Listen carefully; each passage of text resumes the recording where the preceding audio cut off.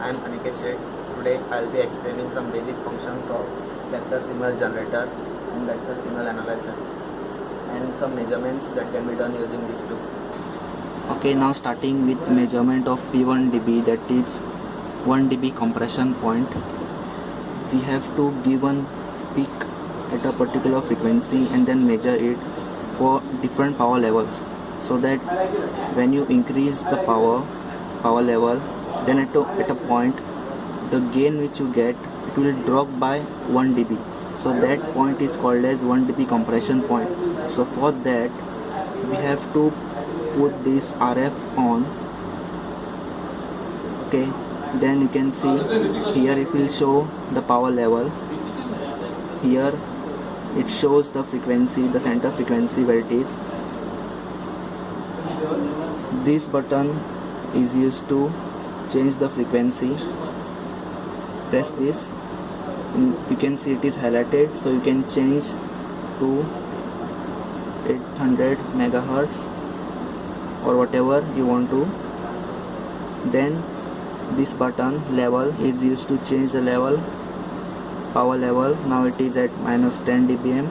You can make it like 0 dBm. This button is used to directly put the RF off. If you press this, the RF will be directly off. You can put this on. Pause.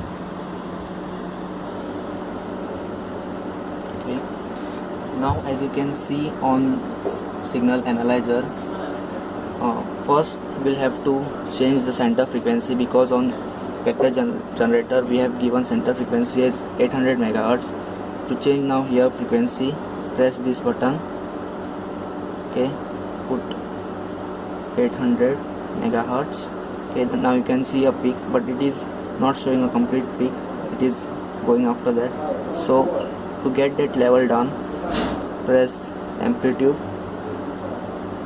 Then you can set this reference level at like minus 10 dBm, so that it comes down. Then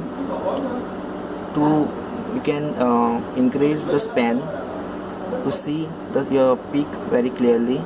So for that, press button span and say like 100 kilohertz. Now you can see the peak clearly. Now still you have to get this signal down. So for that, say amplitude, you can say minus 10 dBm. Okay, let's say 0 dBm, so 10 dBm. Okay, now you can see the peak. Now directly to search peak, you can press this button peak search. Then you will get a marker here. It will show M1 is first marker at approximately 800 megahertz, and it is at 7.29 dBm. Right? Now as I had said, to measure P1dB, we will have to keep on increasing the input power, so that at a point of time there will be a drop of 1 dB in gain. So to do that, you can keep on increasing the power level. You can start with something like minus 10 dBm and see the output what you get. Now as you can see, the peak M1, it is at minus 12 with input at minus 10 dBm. Now this about 2 dB loss is because of the cables what we are using, the loss of two cables we have connected. So adding the loss of both the cables, we get power at minus 12.75 dBm. Okay, so like this we have to keep on increasing the power level by 1 dB at a time, so that when you subtract the input and output power, the gain which you get at a point of time, you will get a drop of 1 dB. Now that power at which you get 1 dB drop, that will be called as 1 dB compression point. Okay, so now as you can see, we have this trace continuously moving. Now to stabilize this, we can use one method. So click on the trace. Now as we can see here, we get different options of maximum hold, minimum hold, average, okay, hold, continue. So when we say max hold, it will hold it to the maximum values it can get, so that we can do a measurement properly now. Then if you want, you can say minimum hold or average. Max hold, okay.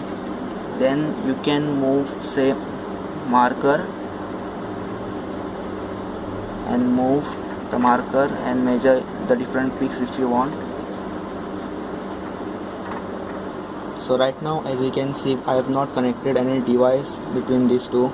So while measuring the P1dB, you will have to connect your device in between this and measure the power levels you get for the device. Now what method I have explained you, this is manual method, that is by increasing power level by 1 dB at a time. You can also make a Python script for that, so that it will directly keep on increasing power by 1 dB and get the output from your signal analyzer. That is the automation of these two devices. Thank you.